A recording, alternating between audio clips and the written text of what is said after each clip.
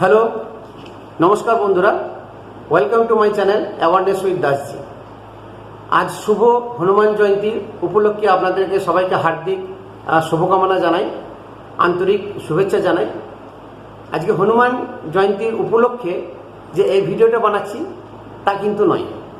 অবশ্যই হনুমানের আশীর্বাদ নিয়ে আমি ভিডিওটা শুরু করলাম, কিন্তু আমার মনে হলো আজকের দিনে এই ভিডিওটা বানানো খুবই জরুরি। কীরকম? যে সমস্ত চাকরি প্রার্থীরা, বিশেষ করে শিক্ষা জগতের চাকরি প্রার্থীরা আন্দোলন করে আসছিলেন বছরের পর বছর, মনে হয় 3-4 বছর ধরে হবে হয়তো,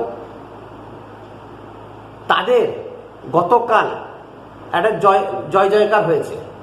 কলকাতা মহামান্য কলকাতা হাইকোর্ট একটা ঐতিহাসিক রায় দিয়েছেন যে সমস্ত অবৈধভাবে শিক্ষাকর্মী নিয়োগ হয়েছে এবং তারা এতদিন ধরে শিক্ষকতা করে আসছিল, তারা প্রত্যেকেরই চাকরি বাতিল হয়েছে।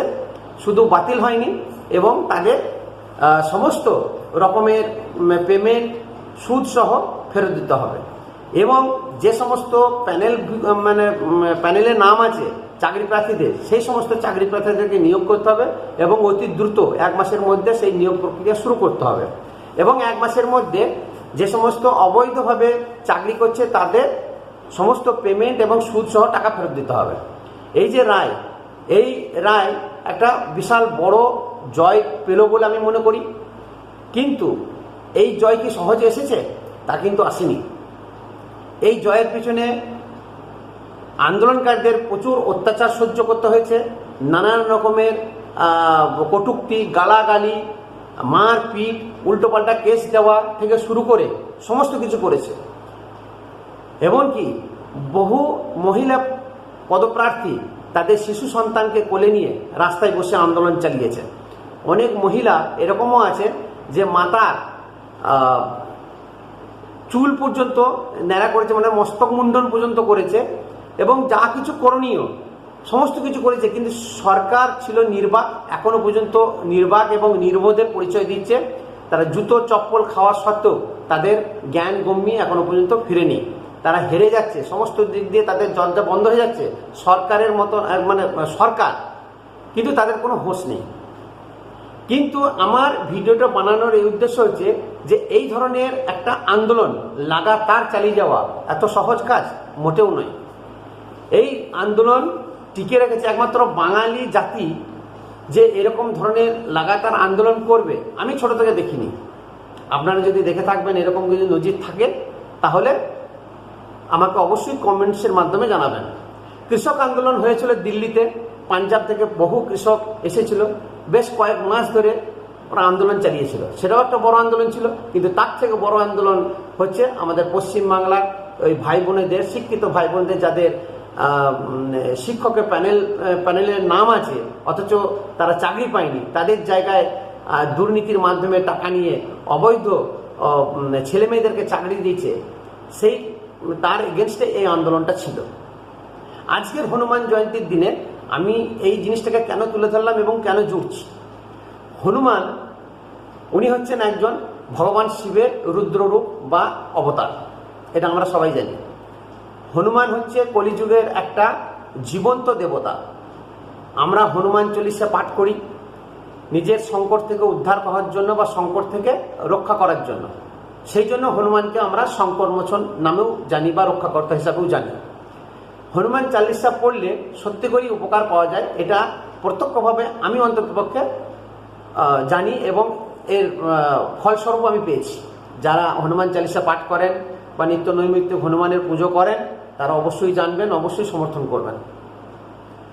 আমি এই আন্দোলনকে, যদিও হনুমান বা শ্রীরামনবমী বা শ্রীরামচন্দ্র বাঙালির জীবনে বা বাঙালির আধ্যাত্মিক ইয়েতে সামান্য কিছু টাচ থাকলেও অত মাতামাতি কোনোদিন ছিল না। বেশ কয়েক বছর ধরে শ্রীরাম এবং হনুমানকে নিয়ে বাংলার জগতে বা বাংলার ভূমিতে যথেষ্ট সমাদর পাচ্ছে। আমি সেই জন্য এই হনুমান জয়ন্তীতে কেন আমি যুক্ত করলাম, দেখুন আজকে হনুমান জয়ন্তী, কাল সকাল পর্যন্ত থাকবে।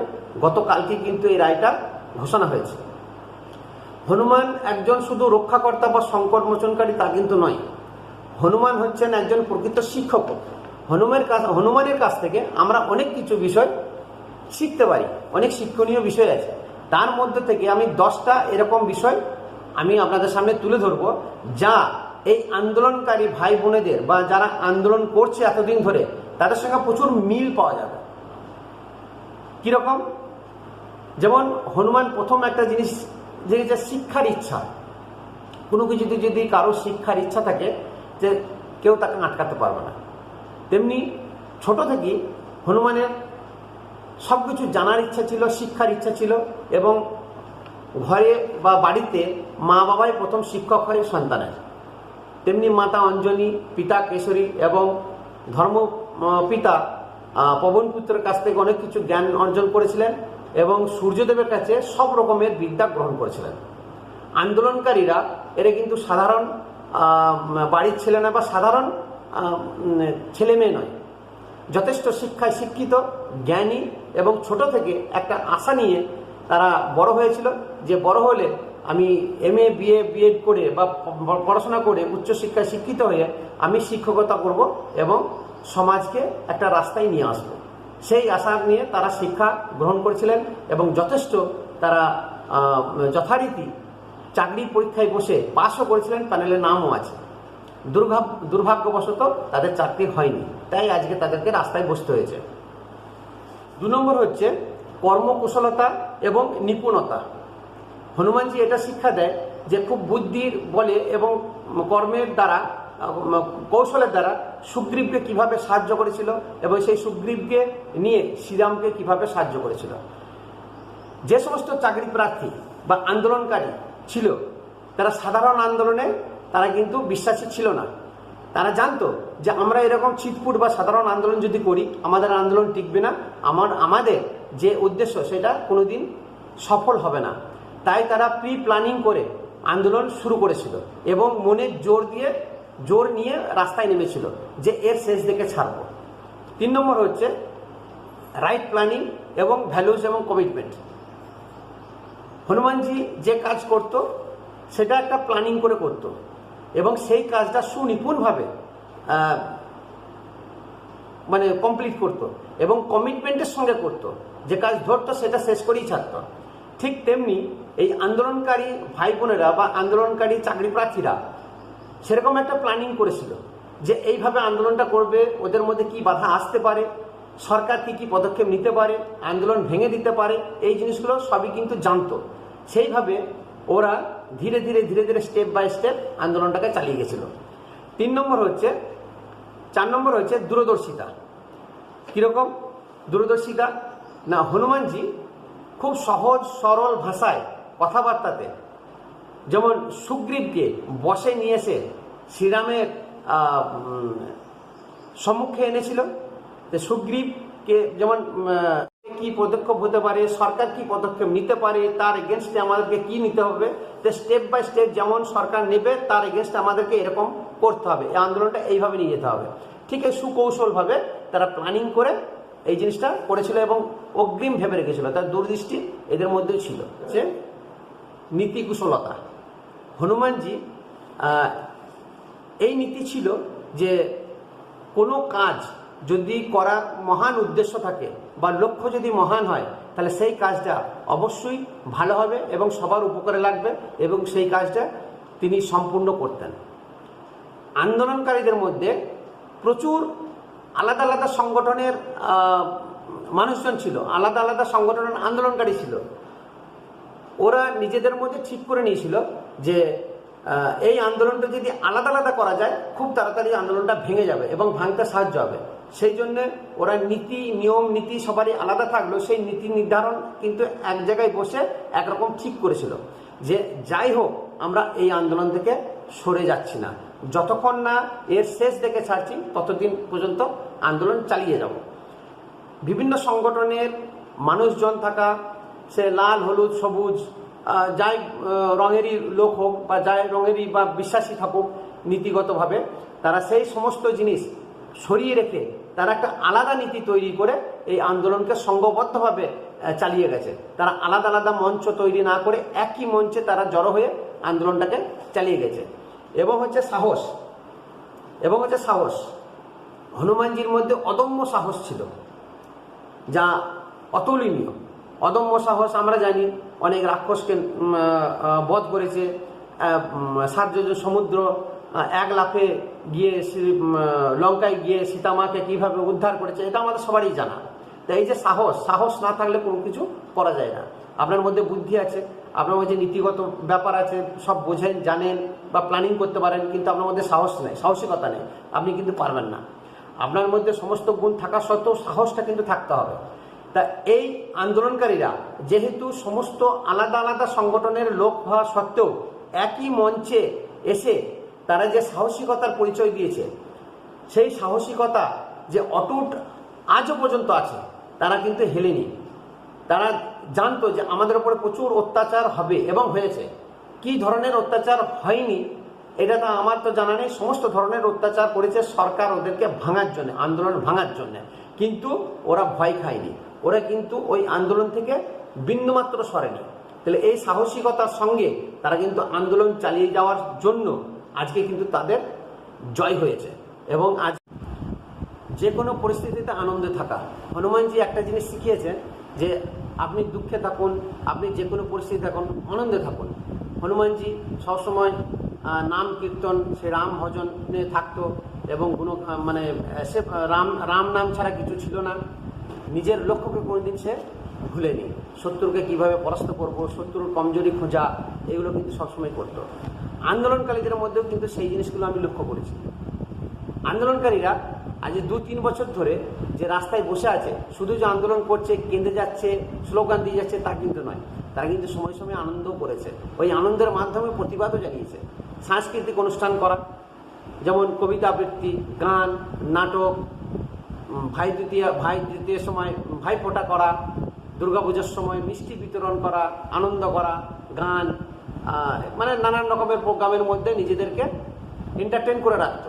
তাহলে কিন্তু সেই এন্টারটেন বা বাড়ির মানুষদের কথা মনে করা, দুঃখ করা, কাঁদা, অবশ্যই দুঃখ কষ্ট হতে বই কি, কিন্তু ওই সমস্ত কিছু উপেক্ষা করে ভুলে গিয়ে তারা কিন্তু নিজের আন্দোলন চালিয়ে গেছে।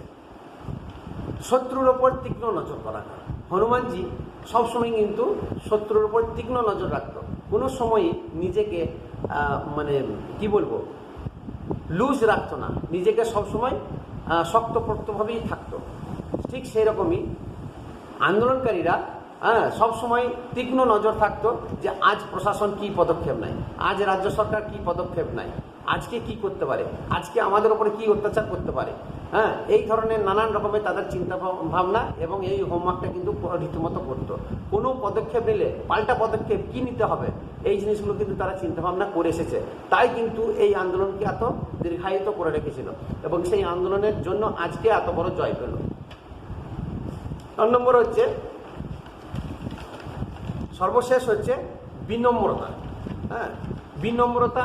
হনুমানজি কিন্তু একটা জিনিস খুব ভালো শিখিয়েছেন। হনুমানজি খুব শক্তিশালী হওয়া সত্ত্বেও নিজে কিন্তু খুবই নম্রতার সঙ্গে থাকতেন।